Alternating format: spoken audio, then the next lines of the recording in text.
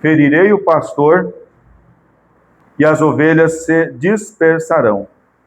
Depois que eu tiver ressurgido, porém, irei adiante de vós para a Galiléia. Declarou Pedro: ainda que todos te abandonem, eu nunca te abandonarei. Respondeu-lhe Jesus, em verdade te digo, que hoje, esta noite, antes que o galo cante 2 vezes, 3 vezes me negará. Pedro, porém, insistia com mais veemência: ainda que me seja necessário morrer contigo, de modo nenhum te negarei. Da mesma maneira disseram todos. Ainda em Marcos, capítulo 14, versículo 66. Diz assim. Obrigado, Esther, pela água. Estando Pedro embaixo, no átrio, chegou uma das criadas do sumo sacerdote, e vendo a Pedro que se aquentava, olhou para ele e disse: tu também estavas com Jesus, o Nazareno.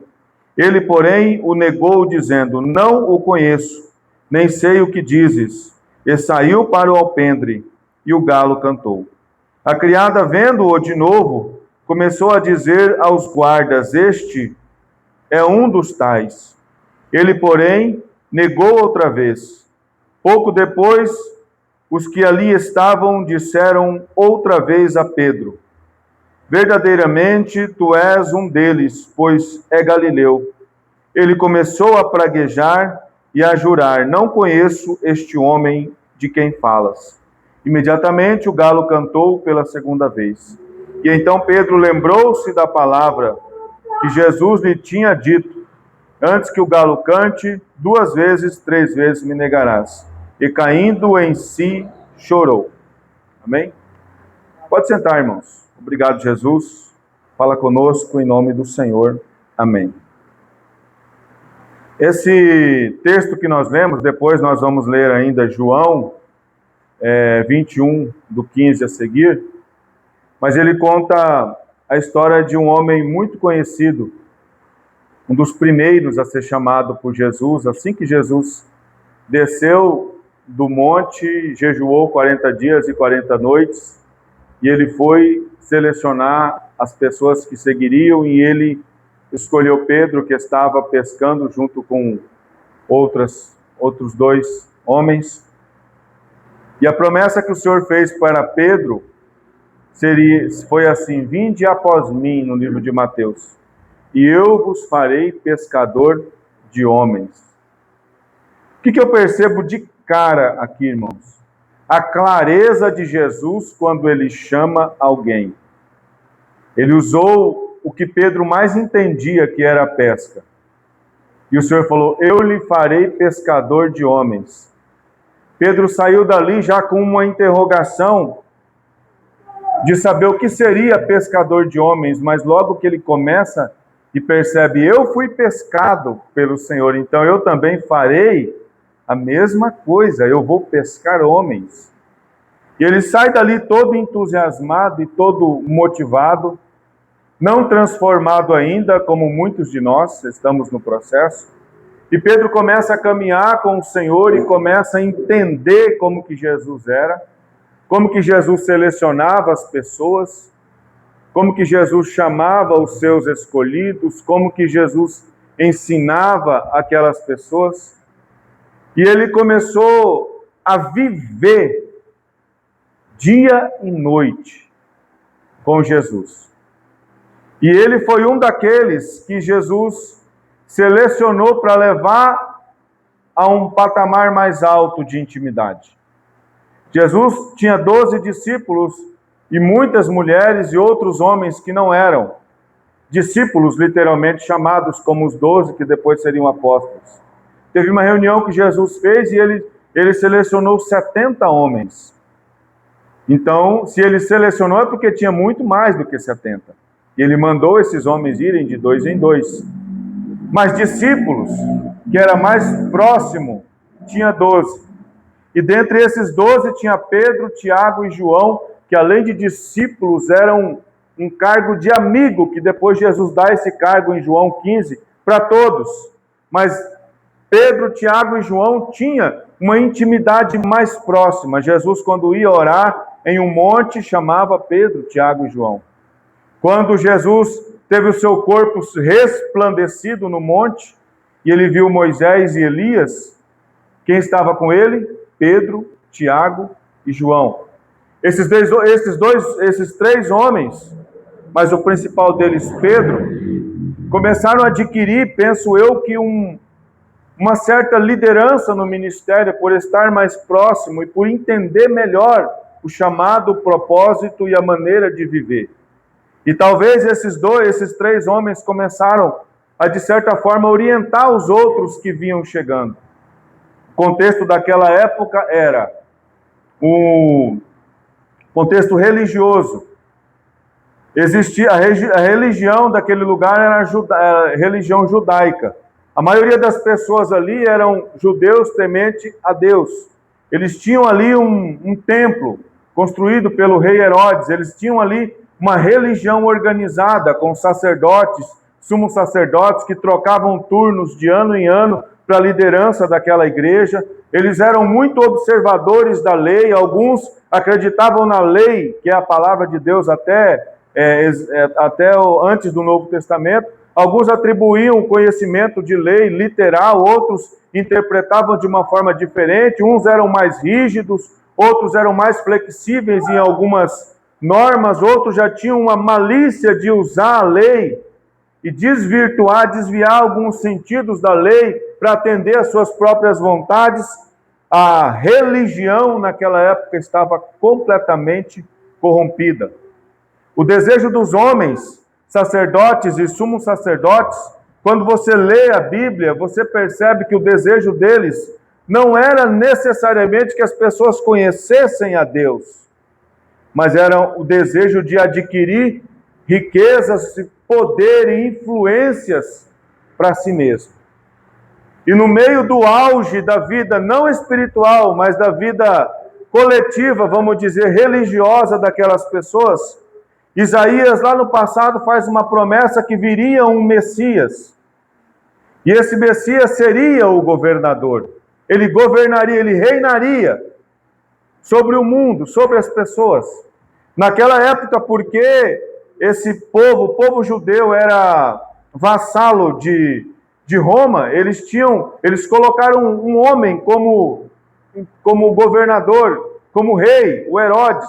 Nesse contexto, era o Herodes. Herodes desfrutava de poder, de liderança e de tantas outras coisas. Ele sabia quem era Deus, ele temia Deus, mas ele não respeitava Deus. Ele tinha um amor muito grande pelo poder que aquilo dava a ele. Ele não tinha mais poder que o imperador, mas ele era poderoso no meio dos seus. Então existia o governo poderoso de Herodes, que desejava ter poder e riqueza. Tinha a religião, que estava completamente desfigurada no seu aspecto de ensinar sobre Deus às pessoas. Existiam homens e mulheres que temiam ao Senhor, e existia uma promessa de um Messias. Quando esse Messias vem, ele abala as estruturas. Nós vemos que o Herodes diz que queria adorá-lo, mas na verdade queria matar antes que ele crescesse. Ele fugiu para o Egito e passou muitos anos. Continua aquele cenário de vergonha espiritual, de engano, usando a palavra. Porém, passou o tempo e Jesus voltou, e agora ele é criado ali, passa um tempo e ele inicia o seu ministério. Ele vai até João Batista, seu primo, que já estava pregando no deserto e falando do amor de Deus e da necessidade de se arrepender. Ele vai e é batizado, e quando ele sai dali, o Espírito do Senhor parece que empurra ele assim, para o deserto. E ele vai para o deserto e lá ele fica 40 dias e 40 noites, milagrosamente, assustadoramente, sem se alimentar. E depois disso ele tem fome. Satanás se manifesta e faz propostas. Ele rejeita e derrota Satanás ali. E quando ele desce dali cheio da unção e do poder, ele começa a chamar homens para dar continuidade. Um dos primeiros foi Pedro.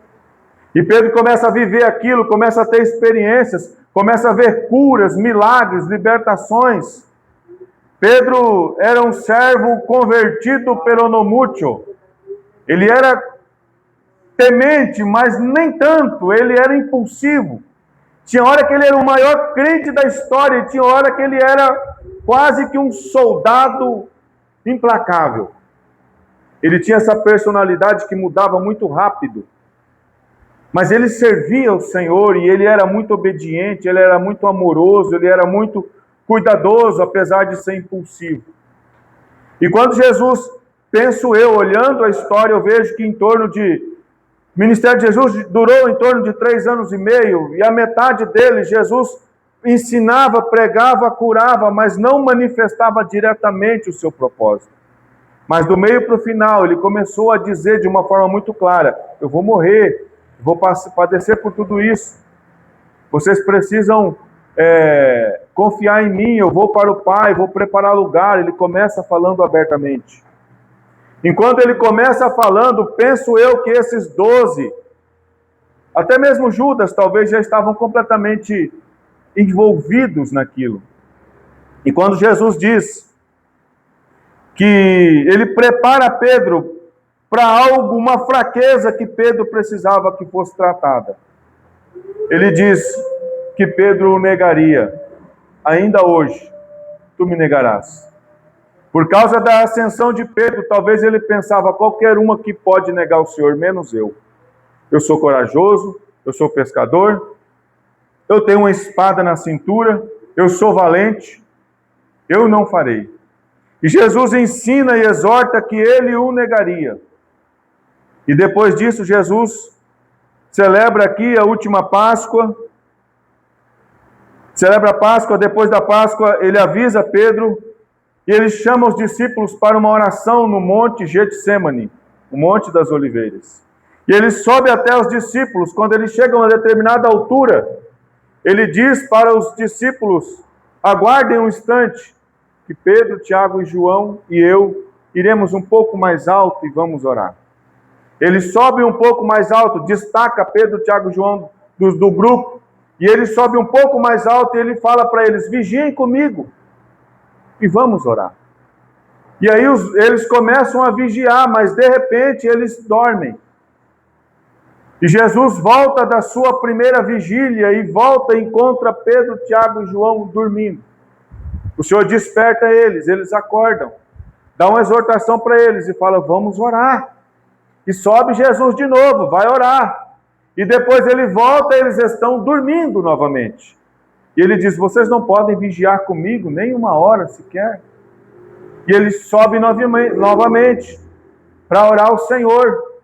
E talvez ele olha para baixo, humanamente falando, ele observa os homens dormindo, mais para baixo os outros dormindo também, talvez.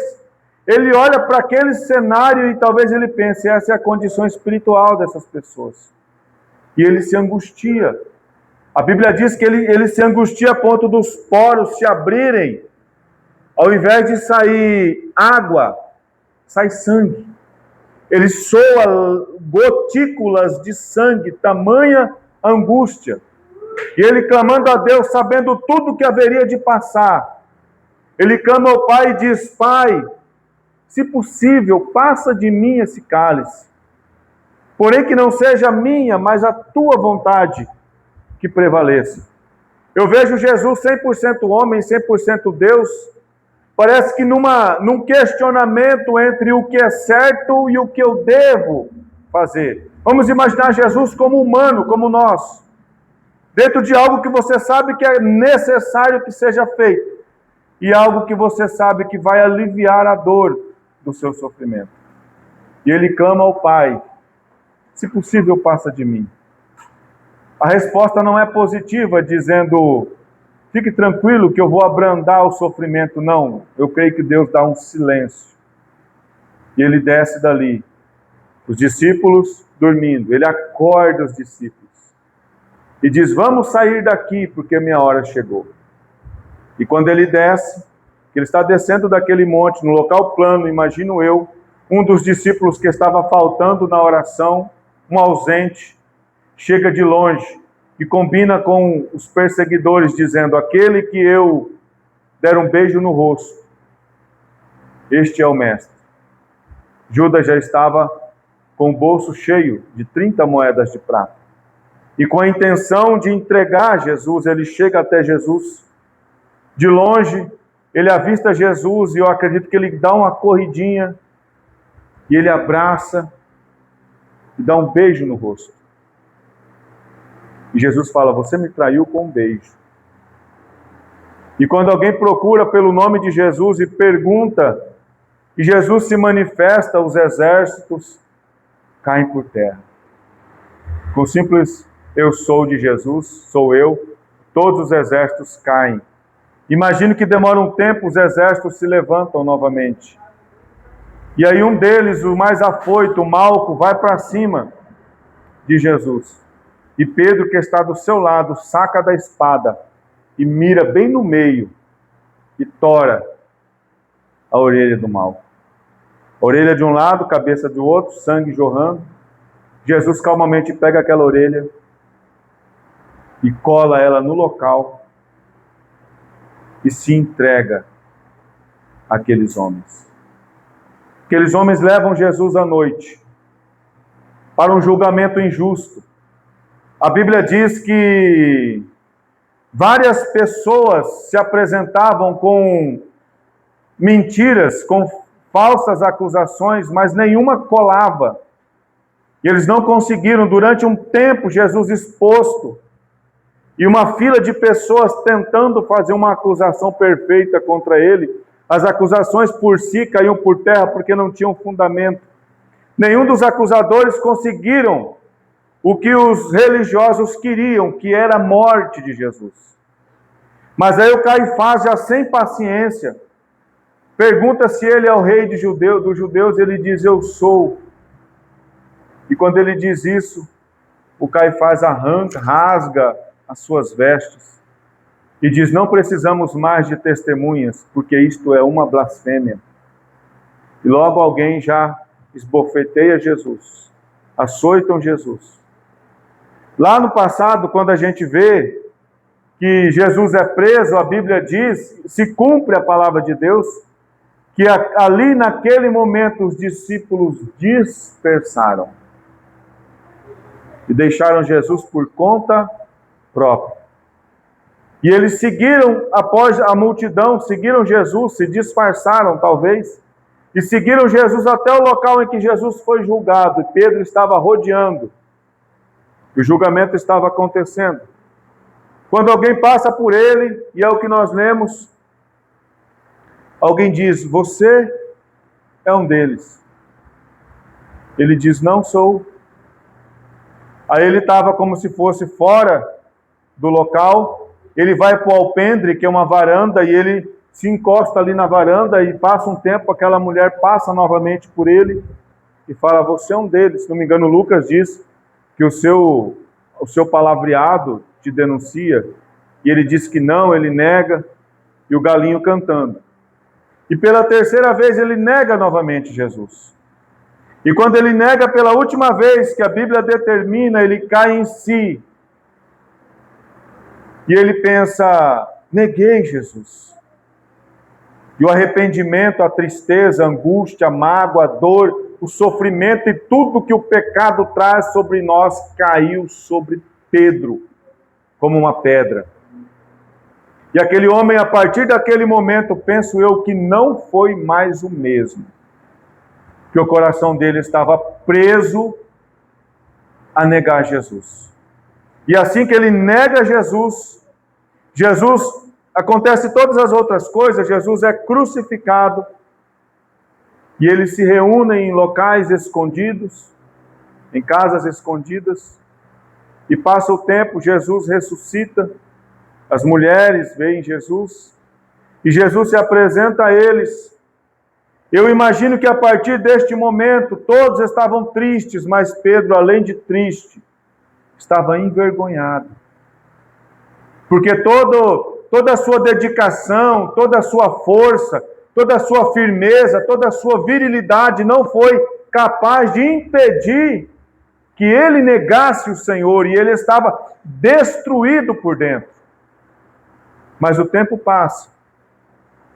E lá no livro de João, capítulo 21, versículo 15, Diogo. João 21, 15. Jesus aqui, ele já, antes dele ascender os céus,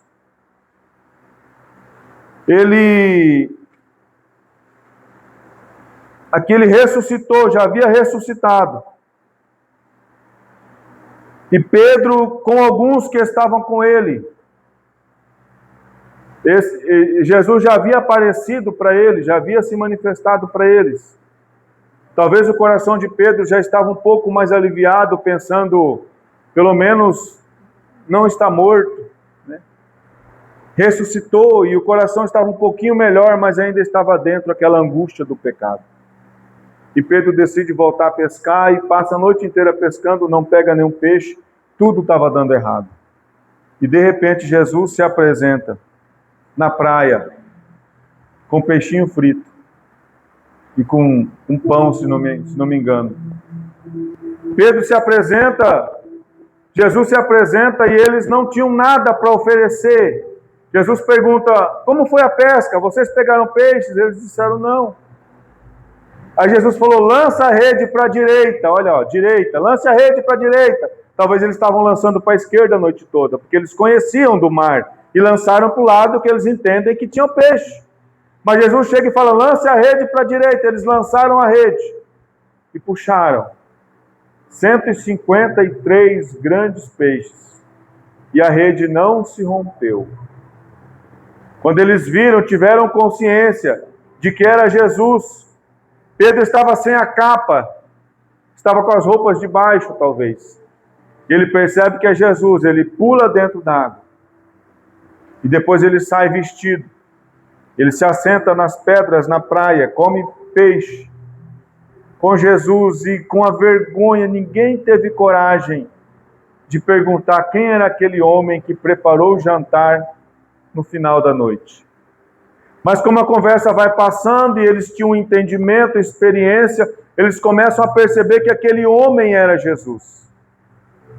Penso eu que Jesus teve um momento particular com cada um, a Bíblia não mostra, mas eu imagino que ele tem um momento com cada um, e chega o momento de Pedro, ele olha para Pedro, cabisbaixo, envergonhado, por causa do pecado, por causa de ter negado.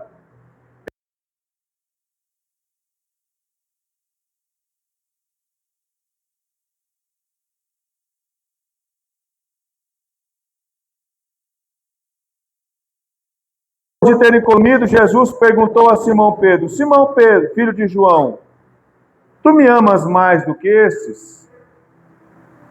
E ele respondeu, sim, Senhor, tu sabes que eu te amo. Aí Jesus diz, apacenta os meus cordeiros. E eles continuam se alimentando. E Jesus olha para ele novamente e fala, Simão, filho de João, tu me amas?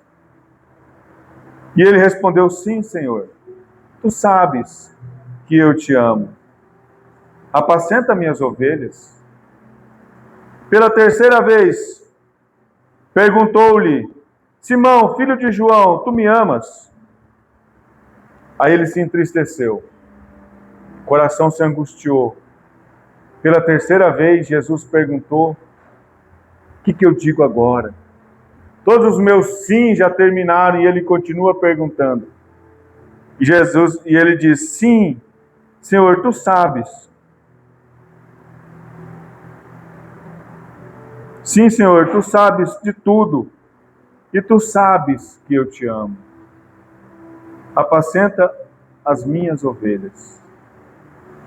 Em verdade te digo que quando eras mais moço, te vestia a ti mesmo e andavas por onde querias, mas quando fores velho, estenderás as mãos e outro te vestirá e te levará para onde não queres. Nós vemos aqui, irmãos, a história de um homem que passou por altos e baixos na sua caminhada de servo do Senhor. mas algo que estava previsto a acontecer, aconteceu com ele, e teria destruído a vida dele e o ministério que Deus lhe deu, se ele não tivesse entendido que Jesus é capaz de perdoar.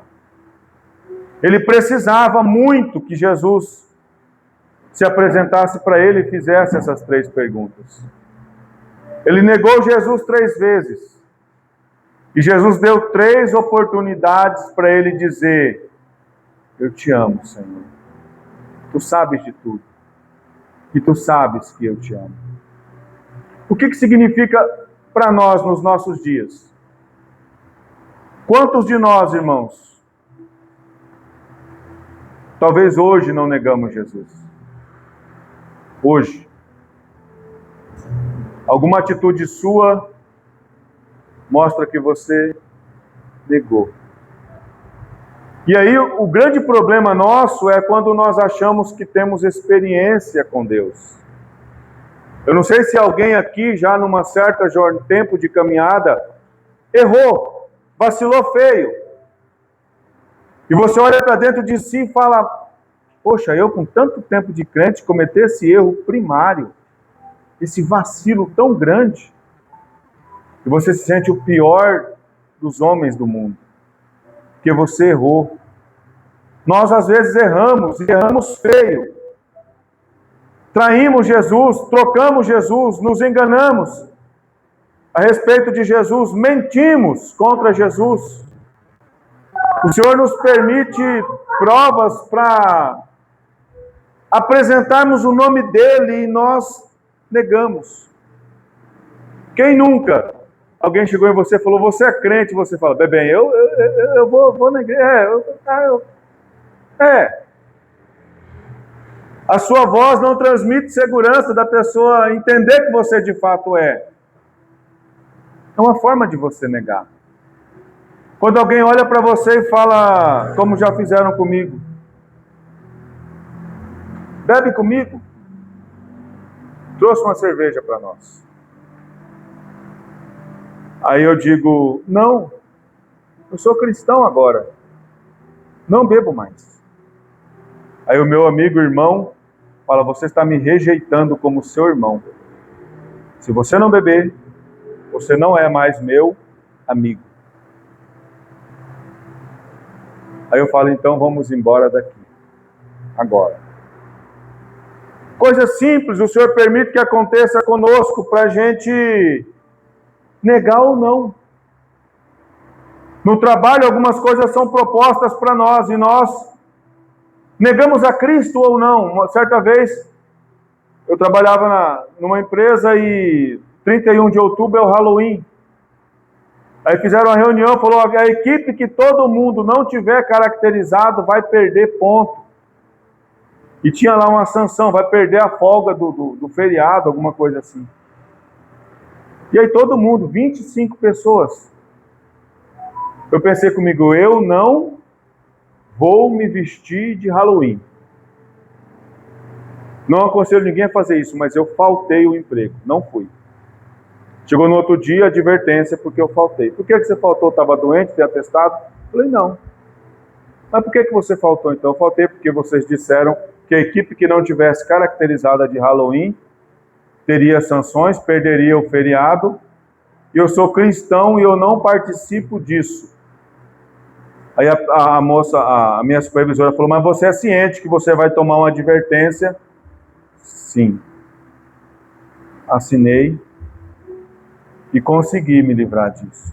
E desde então, eu fui para o Ceará, trabalhei 2 anos lá como gestor, e nenhum ano eu fiz Halloween nas minhas equipes, para a glória de Deus. Coisa simples, como pôr a máscarazinha do Batman no dia do Halloween. Se você entende um pouquinho da história, você sabe que isso não compete a cristão. Então eu não farei. Não vou negar o meu Deus por causa de uma festa. Não vou negar o meu Deus por causa de um evento, por causa de uma promoção, por causa de lucro, de finanças. Eu não abro mão do meu Deus. Pedro pensava assim, mas ele não conseguiu resistir ao apelo de que ele poderia ter morrido como Jesus. E ele negou. Quantos de nós aqui talvez não negamos já? Por causa dos apelos. Mas o Senhor traz hoje uma proposta de reconciliação. Você que negou, você que nega, você que não consegue se firmar como cristão, você que se abre para as coisas do mundo. O Senhor hoje pergunta: tu me amas? Tu me amas? Aí no teu coração talvez está triste, dizendo: eu amo, mas eu não consigo. O Senhor te chama hoje: tu me amas? Tu me amas? Tu me amas? Para Pedro é: apacenta minhas ovelhas. Para nós pode ser: apacenta a tua casa, cuida da tua família, cuida dos teus. Hoje o Senhor propõe para nós reconciliação. Ah, pastor, eu ando errando muito, estou até com vergonha de orar já. Quem já teve vergonha de orar porque pecou umas 5 vezes a mesma coisa? Alguém já? Eu já. Quem teve vergonha de orar sobre algo? Tipo, você ora sobre as famílias, você ora sobre Israel, você ora sobre um tanto de coisa. Quando chega naquele pecadinho, você... vou orar pelo outro fulano. Você não ora por ele. Você não confessa ele. Quero te dizer, Jesus tem todas as coisas expostas, todos os pecados. São todos vistos, passam pelos olhos do Senhor em todo o tempo. É por isso que Ele nos dá oportunidades como essa de hoje, de propor para você uma reconciliação. Quando Pedro recebeu esse poder de amor de Jesus sobre a sua vida, passou um tempo, o Senhor orientou: fiquem em Jerusalém, do alto eu vou enviar um poder sobre vocês, vocês serão minhas testemunhas em Jerusalém, Judéia, Samaria e confins do mundo. Pedro ficou ali esperando a promessa e ela veio sobre ele. Poucos dias depois, uma grande festa estava para acontecer, o Pentecoste. E Pedro estava ali todo limpo e perdoado, e sua consciência limpa de todos os seus pecados. E aquele homem livre de todos os pecados prega a palavra de Deus com toda a autoridade que o Espírito Santo poderia dar a um homem. E no final, 3.000 almas aceitam ao Senhor. E vão para suas casas e de lá nascem as igrejas. Talvez você e eu que estamos aqui, carregando um pecado escondido que falta ser perdoado, talvez hoje é o dia de você falar: não quero mais carregar isso. Eu amo a Cristo, vou entregar na cruz e vou viver uma vida livre. Vamos orar? Vamos ficar em pé?